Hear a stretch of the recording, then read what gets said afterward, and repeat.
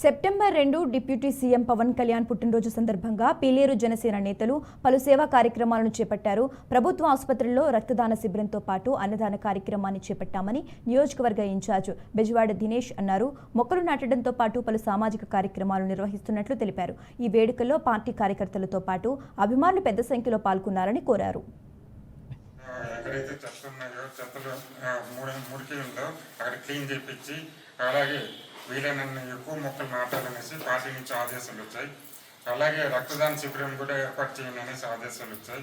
పీలర్లోని government హాస్పిటల్లో మాట్లాడిన superintendent గారితో డాక్టర్ గారితో ఖచ్చితంగా ఆ రోజు దాదాపు వీలైనంత ఎక్కువ రక్తదానం చేసేదానికి ప్రజలు కానీ ముందుకు రావాలని, ముఖ్యంగా యూత్ని ముందుకు రావాలని పిలుపునిస్తున్నాను.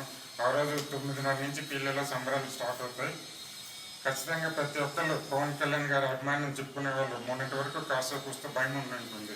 ఇప్పుడు మనం అధికారంలోకి వచ్చాం కాబట్టి ప్రతి ఒక్కళ్ళు ఈ సందర్భంగా బయటకు వచ్చి మీ వంతుగా మేము సాయం చేయాల్సిందిగా, అలాగే రక్తదానం చేయాల్సిందిగా కోరుకుంటున్నాను. అలాగే నేను నిన్న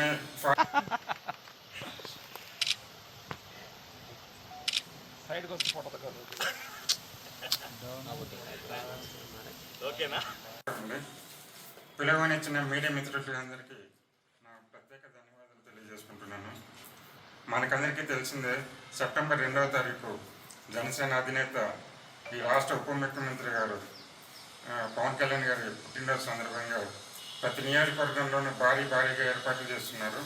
అలాగే పీలర్లో కూడా సంబరాలు అంటే నియోజకవర్గంలోని ప్రతి జనసేన నాయకుడికి కార్యకర్తకి చెప్తున్నాను, పార్టీ ఆదేశాల అనుసారం సెప్టెంబర్ 2వ తారీఖు ఈ కార్యక్రమాల్లో పాల్గొని విజయవంతం చేయాల్సిందిగా ప్రతి ఒక్క జనసైనికుడు